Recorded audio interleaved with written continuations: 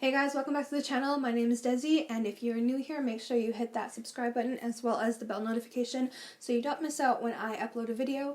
I upload several times a week all about the paranormal, witchcraft, and paganism. So if you're into any of those types of things, make sure you hit that bell notification because you don't want to miss out, because I upload a whole lot of content here all the time, and it's so much fun to build a community with you guys, and I don't want to miss out with that relationship, and it helps me out a lot. So if you enjoy the video, make sure you give it a big thumbs up because it really does help the channel. And with that, let's get into the video. Today's video is all about spell work and how does spell work actually work. So it seems like a very basic question, but a lot of people haven't dived into it, and I guess this will be more of an opinion-based video because everyone sees things a little bit differently. But for me, I view spell work and magic and witchcraft in the senses of energy. We are all energy, and all things have energy. So when you look down to like the very microscopic basic of everything, all things are a vibration and are constantly moving at their microscopic level. Nothing is fully solid. So everything has energy and has the potential to manifest into an intention.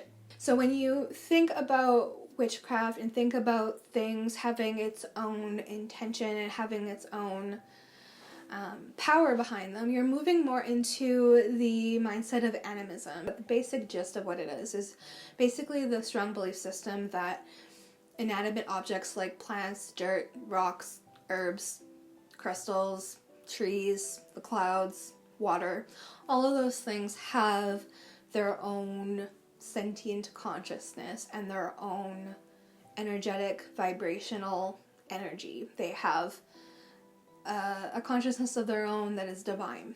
So you kind of have to, when you dive into witchcraft, kind of move away from the Western way of thinking and start thinking a little bit more in the terms of animism, where a lot of our ancestors actually came from. That was a lot of their belief system, is through having more of they're part of the network of the universe at large, as opposed to raining down on nature and ruling over it because they believe they're the only people out there or things out there that have a higher consciousness. I find a lot of times people nowadays believe that they have that mindset that we're the only living thing out there that has a higher consciousness, and I could not disagree more.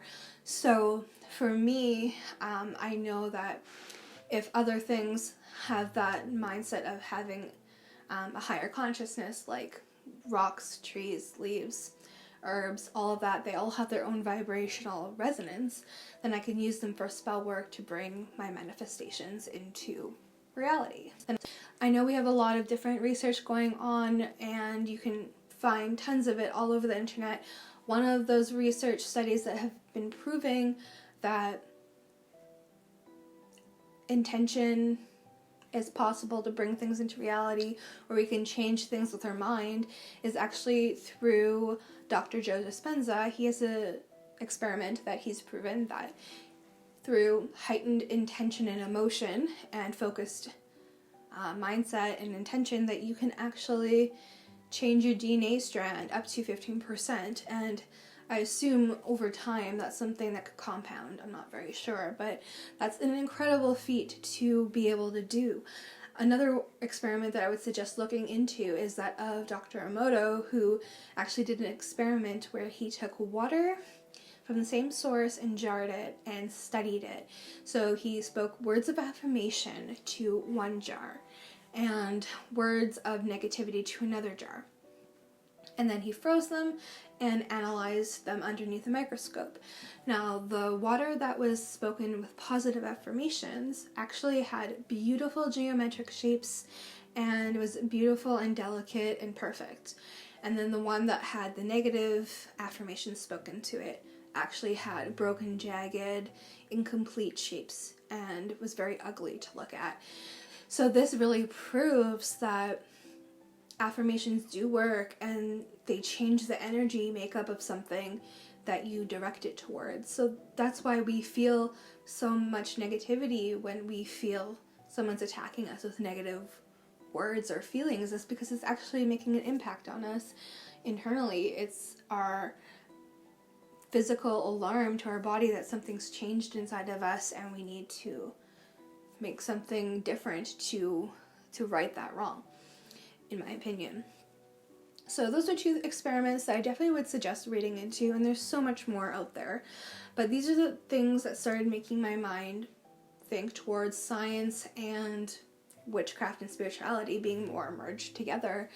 And originally, back in ancient times, spirituality and science were one and the same, and actually a lot of our spirituality and a lot of our science stem from each other.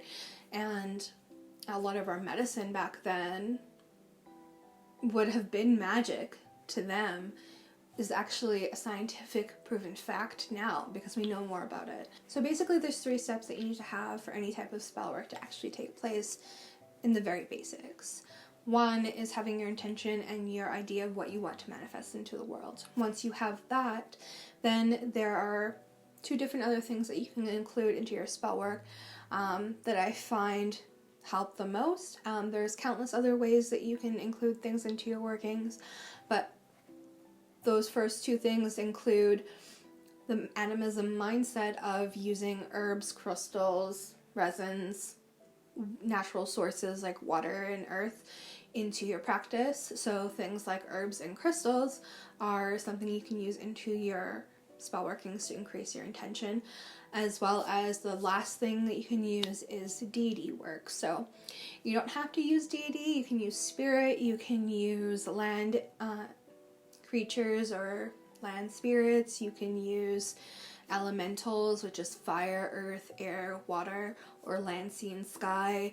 You can use almost anything out there. You can use demons, angels, whatever it is that your belief system subscribes to that you most closely resonate with. So for some, it would be working with the demon realm or working with angels. Some, it would be working with the fae. Some, it would be working with just the elements. So that's totally fine. You don't have to work with deity. But if you choose to work with deity, that is an extremely powerful way as well to ask for their help in your working. So you would work with building a relationship with them and writing your intention and a petition to them and giving them an offering and asking for their help in the development of your manifestation or your spell. And then with that, there's still yet another step to take. So you can go through the ritual and have whatever it is that you decided to do, jar work, making a poppet, candle spells, sachets, whatever it is that you decide that you would like to do as a ritual to bring that into reality, a meditation, whatever. After all that is said and done, you actually have to go into the world and make steps towards having that come into your reality. So if you want a newer job or a better job, that's like your dream job, what does that look like in your life? How do you start making that come into your everyday reality where you're doing the things that you would do if you had that job that you've wanted? How do you get that job? How do you make those connections to those people? You have to update your resume. You have to be sending it out to new jobs that you feel match you. You have to be making connections with people. You have to be going out and having interviews. You all actually have to be going out and creating a stir about that and creating opportunities for those doors to open for you to walk through to then receive that blessing or receive that spell working opportunity. The universe works only if you work with it. It cannot just hand everything to you. It can't be just like poof, all of a sudden a diamond necklace is in your hand that you've wanted your whole life. You actually have to go out and make the opportunity happen for you. The universe can only work so far. So you put your intention out there as basically asking for it and changing the energies around you so that you match that vibratory level. And then at that point, the universe is, okay, I have this many different ways I can give you the thing that you want. And it's going to choose the method of least resistance. So it's going to be there waiting to hand it to you. But If you don't take the gift out of the universe's hands, it can't give it to you, right? If that makes sense. So, how do you do that? You go out there and take focused action. You actually go out there and make things happen for yourself. And then that way, opportunity and the universe can collide with you and make the spell come into your reality, into your focused life. So that's basically how spell work works. I had a lot of fun doing this video, you guys. If you want to follow more on my series all about witchcraft, definitely make sure you hit the subscribe button and check out my next video where I do a whole video talking about how to ground and center yourself and what those things really are and how it can really help you in your spell crafting and your practice at large. I find a lot of people are being exhausted when they are starting the craft because they're using their own internal power instead of using external sources to channel through them. When you think of a energy healer, like a Reiki healer, they heal through their hands and they channel through the divine into their hands, right?